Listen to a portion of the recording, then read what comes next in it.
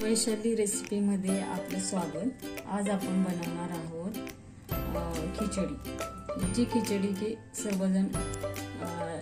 सर्व बॅचलर असेल, साधे एकटा माणूस असेल, बायको गेली असेल गावाला तर बनवू शकतात। त्यासाठी काय लागतं, साबुदाणा रात्री भिजाय घातला तर छान मऊसूद होतो। तो साबुदाणा आपण घेतलाय पावशेर, जो की 4 माणसासाठी चालू शकतो।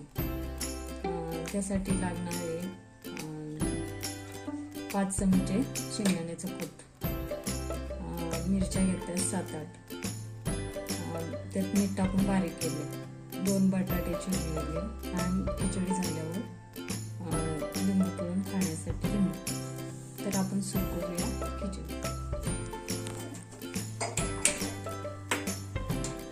खिचडी तापली की त्यामध्ये तेल टाकायचं, 2 चमचे तेल।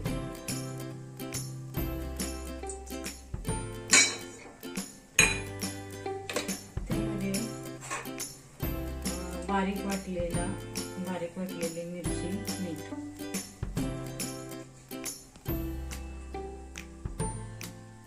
तेल तापले आहे, आपण मिरची टाकत आहोत।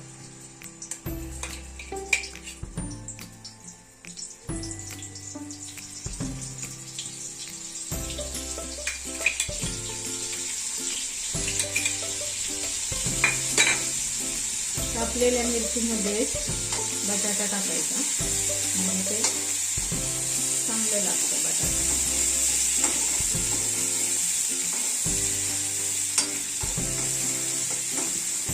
यामध्येच बटाटा टाकून द्यायचा,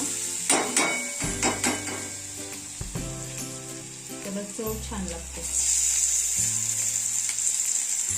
7-8 मिरचीमध्ये 1.5 चमचा मीठ टाकायचं, म्हणजे पावशेर साबुदाण्याला एवढं पुरेल।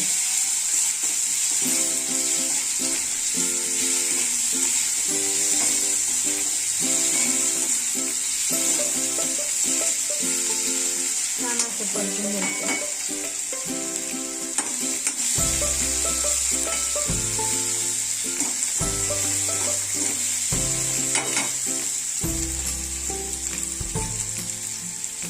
आपण साबुदाणा टाकू।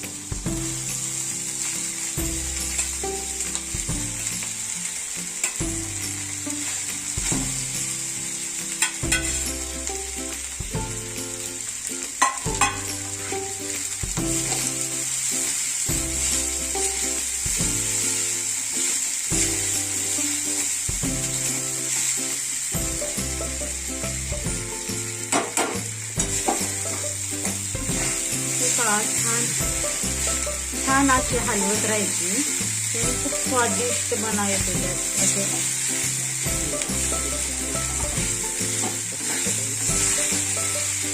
खिचडीला खूप असा वेळ लागत नाही,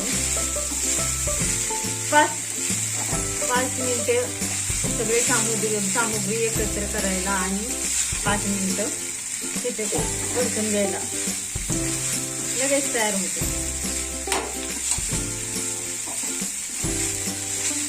खिचडी बहुधा सर्वांना आवडते, उपासाला तर चालते। चांगली तेलात अशी भाजली मऊ होते, मग नंतर शेंगदाण्याचं कूट आपण टाकूया।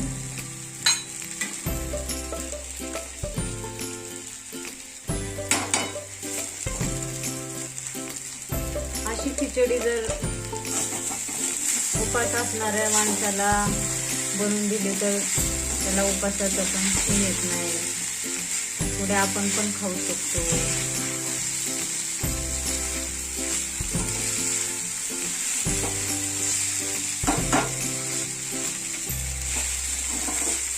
अशी छान अशी परतून घ्यायची।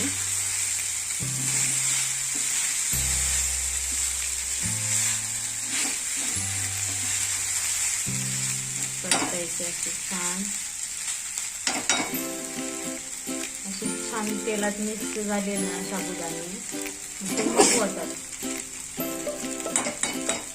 साबुदाणा रात्रीचा भिजवायचा, म्हणजे कसं मऊ होतं, मऊ।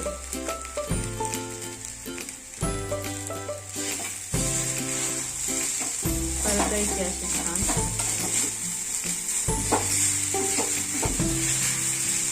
आता शेंगदाण्याचा कूट टाकायचा. शेंगदाण्याचा कूट टाकायचा.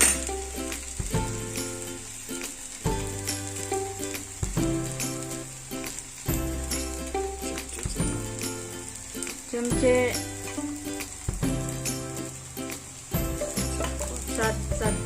7 चमचे शेंगदाण्याचा कूट टाकायचा यामध्ये. बारीक लागत असेल तर बारीक, आणि मोठा शेंगदाण्याचा कूट असेल तर मोठा टाकायचा आवडीप्रमाणे.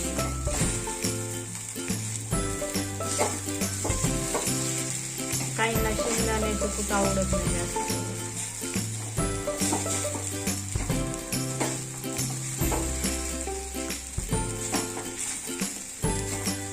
परतच राहायचं.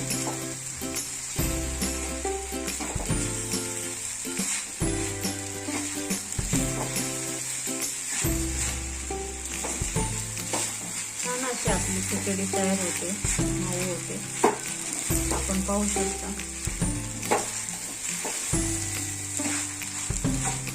हवे असेल तर मोठा शेंगदाण्याचा कूट पण टाकू शकता आपण.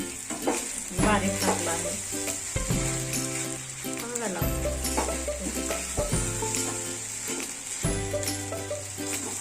खिचडी आपली तयार झाली आहे, खाऊ शकता आपण. किती वेळ लागला? 5-7 मिनिटं लागली. ती खरवड आली ना, ती सुद्धा खूप छान लागते. ती खरवड येते ना, ती पण खूप छान लागते खायला, चविष्ट लागते.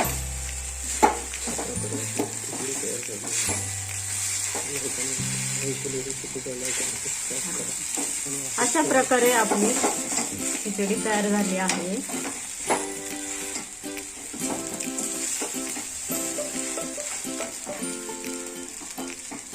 तर आपणास खिचडी कशी वाटली